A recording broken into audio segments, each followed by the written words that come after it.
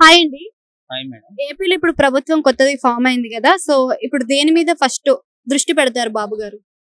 Mega DSC madam. yes. Okay. అదే విధంగా land titling reject చేయడం కూడా జరిగింది. అసలు ల్యాండ్ టైటిలింగ్ అనే ఒక పథకం నిజంగా లాభదాయకమేనా?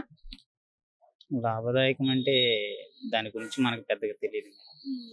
సో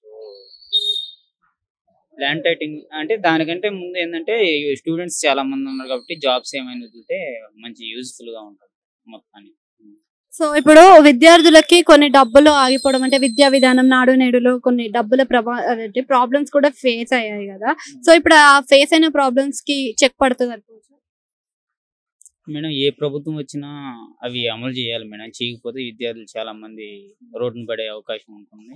ధర్నాలు చేయటం కూడా జరుగుతుంది. ఎవరు వచ్చినా ప్రజలకు మంచి చేయాలనే వస్తారు. కానీ దాన్ని దృష్టిలో పెట్టుకొని గవర్నమెంట్ దాన్ని దృష్టిలో పెట్టుకొని అందరికి ఉపయోగపడేలా చేయాలని మేము విజ్ఞప్తి చేస్తాం స్టూడెంట్గా. అంటే మన ప్రీవియస్ లో ఏ ప్రభుత్వంలో చూసినా గానీ ఇప్పటి వరకు పోలవరం ప్రాజెక్ట్ అవుతుంది అనే మాటే వింటున్నాం గానీ అయ్యింది అనే మాట వినలేదు. ఈసారైనా మరి అయిపోయింది అని చెక్ పడుతుందా పోలవరం ప్రాజెక్ట్ కి? మేడం ప్రాజెక్ట్ అంటే చాలా పెద్దది కాబట్టి అది వచ్చేసి అవుతాదో అవదో అంటే అది సెకండరీ మేడం.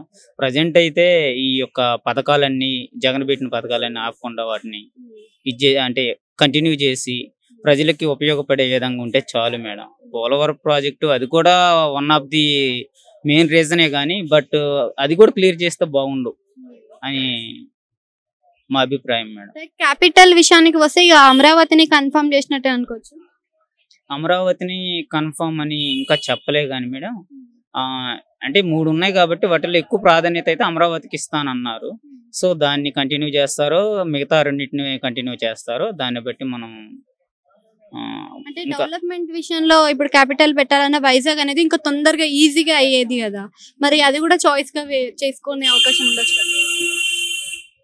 అవును మేడం. అంటే ఇప్పుడు మనకు వైజాగ్ డెవలప్ చేస్తే ఇంకా త్వరగా అయిపోయేది.